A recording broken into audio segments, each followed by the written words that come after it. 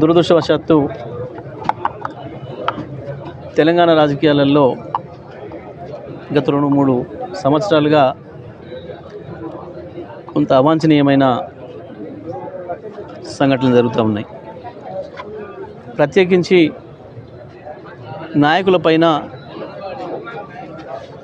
అర్థం లేని అసత్యమైన ఆరోపణలు, వ్యక్తిగతంగా వాళ్ళ క్యారెక్టర్లను అసాసినేట్ చేసే పద్ధతుల్లో దుర్మార్గమైన ప్రయత్నాలు చేస్తూ ఉన్నారు. ప్రత్యేకించి రేవంత్ రెడ్డి గారి నాయకత్వంలోనే ఇవి మొదలైంది. వాస్తవానికి తెలంగాణలో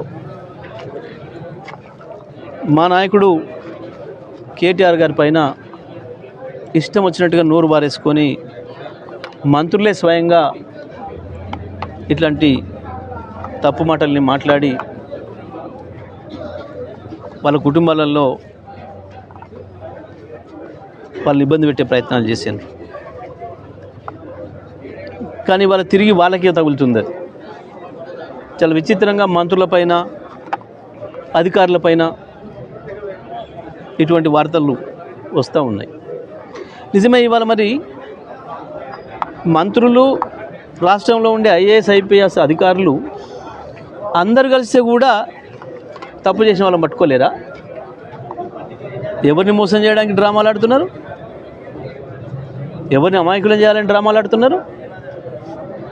ఎందుకు పట్టుకోరు దొంగల్ని? అవి చెప్పిన వాడేవాడు, వాటి ప్రసారం చేస్తున్న వాడేవాడు, రాస్తున్న వాడేవాడు? ఎందుకు పట్టుకోలేరు? దీని వెనకాల ఉన్న పెద్దలు ఎవరు? మంత్రులు బయట మాట్లాడితేనేమో ముఖ్యమైన నాయకుడే చేయించిండేదని మాట్లాడుతున్నారు. మంత్రులు మీడియా ముందుకు వచ్చి ఒక డ్రామాలు చేస్తున్నారు. నిజమే, మరి నిన్న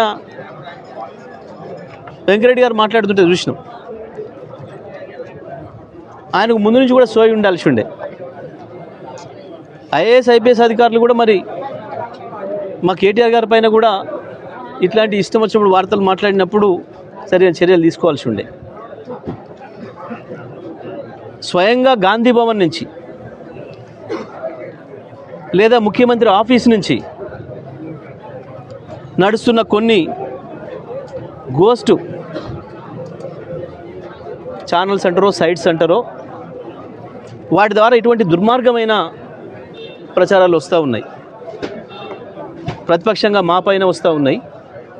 ఇప్పుడు స్వయంగా సొంత పార్టీలోనే మొదలైనాయి. ఎందుకు డీజీపీ గారు, సిఎస్ గారు చర్యలు తీసుకోలేకపోతున్నారు ఇటువంటి చేస్తున్న వాళ్ళపైన? ఇద్దరు అనుకున్నాక కూడా ఆపుతున్నది ఎవరు? వీళ్ళకంటే పెద్ద శక్తి ఎవరు? మొత్తం రాష్ట్రంలో ఉన్న ఐఏఎస్ ఐపీఎస్ అధికారుల సంఘాలు నిజంగానే ఇటువంటి వాటిపైన ఉక్కుపాదం మోపి మేము సీరియస్గా పనిచేస్తామంటే వీళ్ళని ఆపేటోళ్ళు ఎవరు? వీళ్ళకంటే పెద్ద శక్తి ఏదైనా ఆపుతుంది అంటే తప్పకుండా వాళ్ళే దీనికి కారణం అనుకోవాలి. కానీ మా బాధ ఏంటంటే వీళ్ళ క్షుద్ర రాజకీయాల కొరకు, వీళ్ళ అంతర్గత రాజకీయ కొట్లాటల కొరకు మొత్తం రాష్ట్రం పరువు తీస్తున్నారు, విలువలు లేకుండా చేస్తున్నారు. కేసీఆర్ గారు మా పార్టీ మొదటి నుంచి కూడా విలువలకు కట్టుబడి నడుస్తున్న పార్టీ. మీరు అందరూ కూడా తెలిసి రాష్ట్రంలో గత 25 సంవత్సరాల చరిత్రలో ఒక్కరోజు కూడా మేము వ్యక్తిగతంగా ఎవరిని పేరు పెట్టి విమర్శ చేయలే. కేసీఆర్ గారు ఎప్పుడు అటువంటి అనుమతించలే. కానీ లేనివి సృష్టించి తప్పుడు వార్తలను ఇష్టం వచ్చిన పద్ధతిలో ప్రచారం చేసి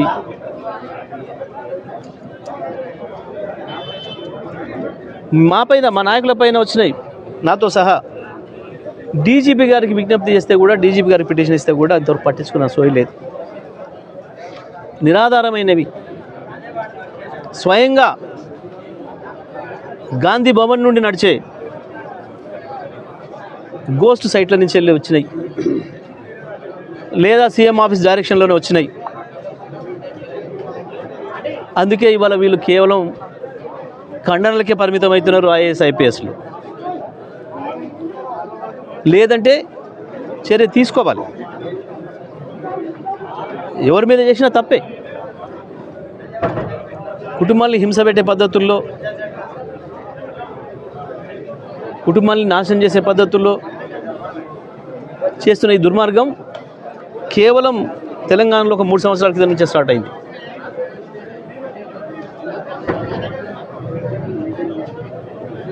ఇవాళ చివరికి వాళ్ళకే తగులుతుంది. ఎవరు మొదలు పెట్టినరో ఈ దుర్మార్గాన్ని వాళ్ళకే తగులుతుంది. ఇవాళ